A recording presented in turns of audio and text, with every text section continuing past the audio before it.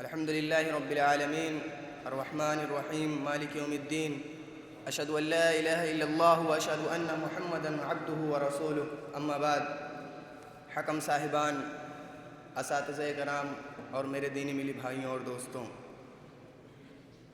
آج کے اس سالانہ تحریری مسابقہ میں آپ لوگوں کے سامنے جس موضوع پر مقالہ پیش کرنا چاہتا ہوں وہ انتہائی حساس اور اہم موضوع ہے، اور وہ ہے اسلام اور سیاست۔ میرے بھائیوں، قرآن کریم کا پیغام ہے اقتدار اور حکومت صرف اور صرف اللہ رب العالمین کے لیے ہے، اور قرآن کریم اعلان کرتا ہے ان الحکم الا للہ، حکم تو صرف اللہ رب العالمین کے لیے ہے۔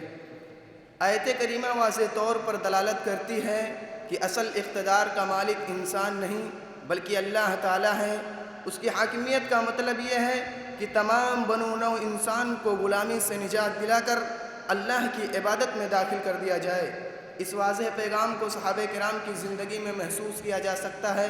بعثنا اللہ لنخرج الناس من عبادت العباد الى عبادت اللہ، لوگوں کو غلامی کی زنجیروں سے نکال کر اللہ کی عبادت میں داخل کرنا ہمارا نصب العین ہے۔ اس فریضے کی انجام دہی اس وقت ممکن ہوگی جب ہم شرک و بدعت کی آلائش و عفونت سے اپنے آپ کو مصفہ و مجلہ کر لیں اور صرف اللہ تعالیٰ کی عبادت کا تصور ہماری زندگی میں پایا جائے۔ اللہ رب العالمین کا فرمان ہے وعد اللہ الذین آمنوا منکم وعاملوا الصالحات لیستخلفنہم فی الارض كما استخلف الذين من قبلهم وليمكنن لهم دينهم الذي ارتضى لهم وليبدلنهم من بعد خوفهم امنا يعبدونني لا تشركون بي شيئا ومن كفر بعد ذلك فاولئك هم الفاسقون۔ معزز سامعین کرام، اس آیت میں اللہ رب العالمین وعدہ کر رہا ہے کہ جو لوگ ایمان لائیں اور نیک عمل کریں انہیں زمین میں خلافت عطا کرے گا۔ یہ خلافت کسی خاندان یا نسل کی میراث نہیں بلکہ ایمان اور عمل صالح کا انعام ہے۔ سیاست کے اسلامی تصور کے بارے میں مولانا ابو العلا مودودی لکھتے ہیں اسلام محض چند رسوم کا مجموعہ نہیں بلکہ ایک مکمل نظام حیات ہے۔ عقیدہ و عمل، عبادت و معاملہ، اخلاقیات، سیاست، معیشت، عدالت، معاشرت، اسلام سب کو محیط ہے اور تمام امور کو ترغیب دی ہے۔ اللہ تعالیٰ کا فرمان ہے یا ایھا الذین آمنوا ادخلوا فی السلم کافہ، اے ایمان والو اسلام میں پورے داخل ہو جاؤ۔ یعنی سیاست اسلام سے الگ نہیں بلکہ اسلام سیاست کی تکمیل کرتا ہے اور اس کو استحکام بخشتا ہے۔ مسلمانوں نے اپنے عہد جدید میں جس علمی تصویر پیش کی ہے اور سیاست کے موضوع پر اہم علمی سرمایہ چھوڑا ہے، الامام والسیاسہ ابن قتیبہ، الاحکام السلطانیہ ماوردیہ، ابن قیم اور ابن تیمیہ کی تصنیفات موجودہ دور کی بہترین سیاست کے علمی شاہکار ہیں۔ کاش ان کتابوں میں مذکورہ احکامات کو موجودہ سیاست کا حصہ بنایا جاتا تو صورتحال بہتر ہوتی اور بدامنی کا خاتمہ ہو جاتا۔ سامعین کرام، سیاست کو دین سے جدا نہیں کیا جا سکتا۔ بقول شاعر جدا ہوں دین سیاست سے تو رہ جاتی ہے چنگیزی۔ اسلامی تاریخ پر غور کرنے سے پتہ چلتا ہے کہ ہماری تاریخ کا سنہرا دور یہ تھا کہ خلیفہ حاکم وقت ایک جانب جمعہ و جماعت کا ذمہ دار ہوتا تو دوسری طرف سیاسی بصیرت سے بہرہ مند ہوا کرتا۔ رعایا کی خبرگیری کرنا، سوسائٹی کو امن و امان فراہم کرنا اور انسانوں کی مختلف ضروریات کی تکمیل کے راستہ کی ہمواری وغیرہ خلیفہ کی بنیادی ذمہ داریوں میں شمار ہوتی تھی۔ سیاست کی اہمیت و عظمت کا اندازہ اس حدیث سے لگا سکتے ہیں جس میں آپ صلی اللہ علیہ وسلم کا فرمان ہے کلکم رائن و کلکم مسئول عن رعیتہ، تم میں سے ہر شخص ذمہ دار ہے اور اس سے اس کی ذمہ داری کے بارے میں سوال کیا جائے گا۔ متفق علیہ۔ یعنی اقتدار کوئی انعام نہیں بلکہ ایک امانت ہے جس کا حساب دینا ہوگا۔ اس لیے منصب خلافت اور امامت کے بارے میں اسلامی شریعت کا قاعدہ ہے کہ بغیر طلب و لالچ کے عطا ہو جائے تو قبول کر لی جائے، چنانچہ اس پر اللہ تعالیٰ کا تعاون حاصل ہوگا، مگر اس کو طلب کیا جائے تو آدمی کے حوالے کر دی جائے گی، مگر اللہ کے تعاون سے محرومی مقدر ہوگی۔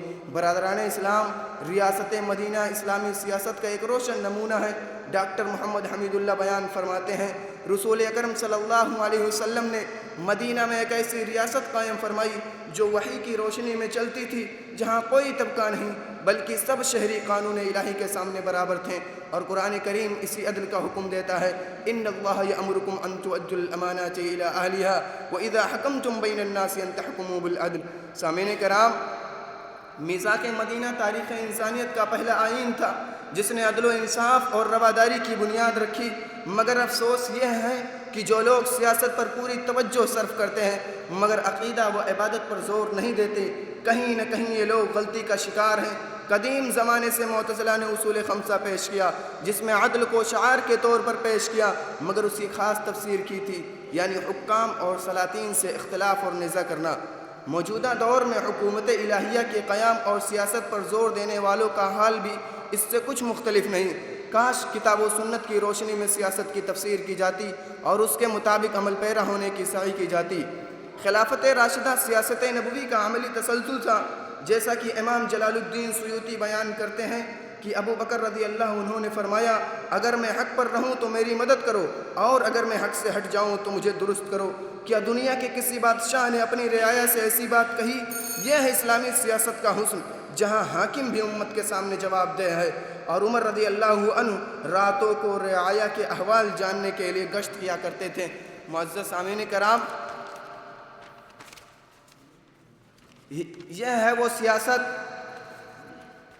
سیاست جس میں خدمت، مشاورت اور احتساب کا جذبہ شامل ہے۔ معزز سامعین، سیاست کا مقصد بندگی کا غلبہ ہے۔ مولانا مودودی لکھتے ہیں، اسلامی سیاست کا مقصد اقتدار حاصل کرنا نہیں بلکہ حق کو غالب کرنا ہے اور ایسے نظام کو قائم کرنا ہے جو بندوں کو بندوں کی غلامی سے نکال کر اللہ کی بندگی میں لے آئے۔ میرے عزیزوں، یہ سیاست تخت و تاج کی نہیں بلکہ دلوں کی حکومت کی بات کرتی ہے، اور قرآن کریم کا پیغام ہے، الذین ان مکناہم فی الارض اقاموا الصلاۃ وآتوا الزکاۃ وامروا بالمعروف ونہوا عن المنکر۔